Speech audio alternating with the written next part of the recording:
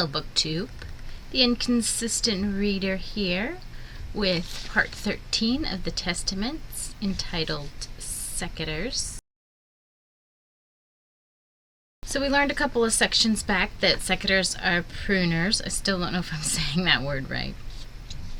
And that Becca had slashed her wrists because she didn't want to get married. So in the beginning of this section, we're seeing Aunt Lydia install 2 cameras at the base of her statue. Now she wants to get proof that Aunt Elizabeth is the one leaving offerings to try to denounce her. And if she allows the worship to continue, it looks badly on Lydia herself. And I quote, "I was under no illusion as to Commander Judd's loyalty to me. If a safe means could be found, safe for him, he would not hesitate to denounce me."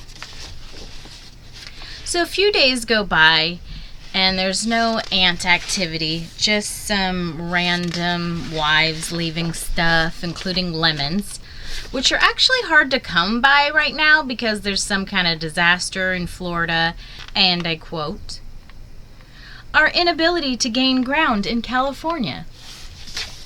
You know, I had to include that us Californians held off those Gilead fucks. I'm proud of us. I know it's fiction." And what? Anyway, these randos are just so desperate for babies that they are willing to try some blasphemy at her statue. Or is it heresy? I don't know. And I quote, "I will see what can be done for them, or rather, who can be done. Their husbands having proven so singularly feeble in that respect." I fucking love Lydia. Or rather, who can be done? So she truly cares about these bitches, and she wants to help in any way she can, subtly or slyly. I mean, look how much she loves June and Janine. Because while she is fighting the Cold War way, they are just in-your-face rebellious. And who knew they were on the same side? Because I sure didn't. Anyway, so day 4 comes around, and instead of Aunt Elizabeth, she sees Aunt Vidala wearing gloves and leaving not only an egg, but an orange as well. Oh, not just that, but also a plastic baby and a handkerchief with Lydia's signature scent on it. Bitch. So she makes some pictures and she puts them away for future use. Lydia. She tells us that she needs to tell Aunt Elizabeth that this shady bitch is trying to finger her for treachery. And she's also wondering if she should tell Aunt Helena the same thing. Which of the two is more expendable and which would be more useful as a sacrifice? So she tells Commander Judd that baby Nicole is almost within her grasp and may even be enticed to come to Gilead. She already has plans in motion, but of course she doesn't explain her methods. They would just bore him. Just that the Pearl Girls would be instrumental. So then we go back in time 9 years. So 9 years ago was when Becca slashed her wrists with the secateurs.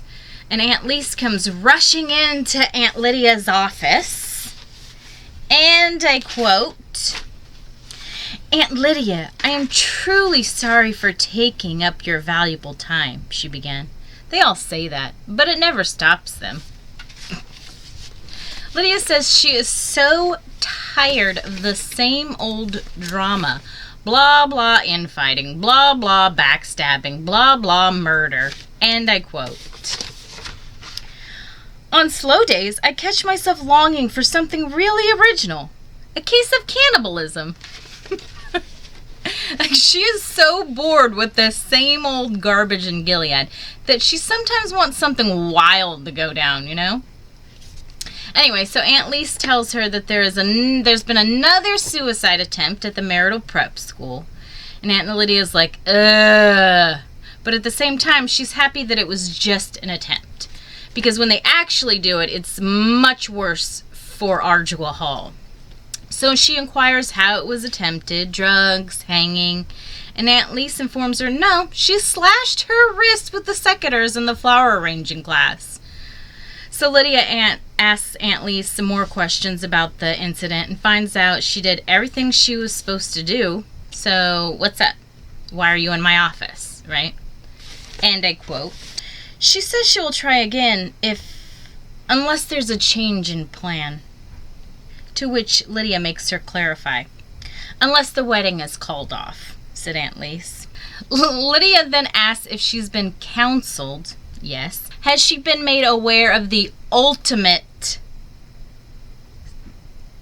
punishment, which would be death? And she tells her yes. And I quote, she says she's not afraid of dying. It's living she objects to, under the circumstances. Then Lydia asks her if it's this particular person she objects to. And I quote, in general, said Aunt Lise, despite the benefits. Despite the benefits. What, the benefits of having a house to run and people to bitch at? Then she asked more questions about the incident, such as, was it the flower arranging itself that made her want to kill herself? No. Having babies? No. So Lydia's like, okay, well, what's the deal? And I quote, I like to make her blurt it out. It's good for Aunt Lise to confront reality once in a while. She fiddled with her hair strand again. I don't like to say it. She looked down at the floor. Go ahead. You won't shock me. She paused, flushed, cleared her throat. Well, it's the penises. It's like a phobia. Penises, I said thoughtfully. Them again. Perhaps we need to change our educational curriculum.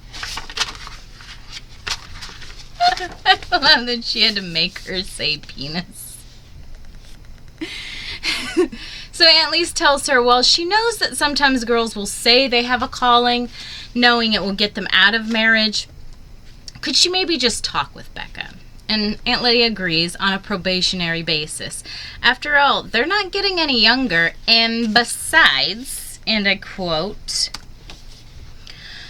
I am familiar with these exceptionally squeamish girls. It's no use forcing them. Even if the wedding night is accomplished, they will soon be found swinging from a light fixture or in a coma under a rose bush, having swallowed every pill in the house. So why not use her in a different capacity, keeping her alive and around, and maybe she'll be useful in the future? So she sits down with Becca. Lydia tells Becca how it's a privilege to be an aunt, and if they allow her to stay, it's not because she tried to kill herself. It's not a reward. Then she made Aunt Lise leave the room. Lydia tells Becca she will have to study hard and follow orders, and if she actually wants to be an aunt. And in 6 months, they will evaluate her and decide if she's worthy of that position. Becca was just so grateful to be saved from the penis, is I'm sure what she wanted to say, but instead she just kind of blushed.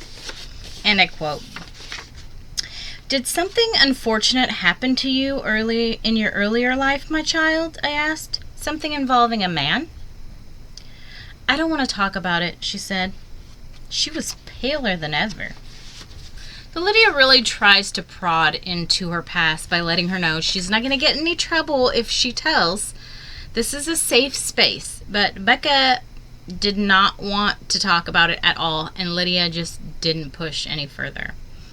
So Becca tells Aunt Lydia how grateful she is to her, and I quote, gratitude is valuable to me. I like to bank it for a rainy day. You never know when it might come in handy. That's Aunt Lydia in a nutshell.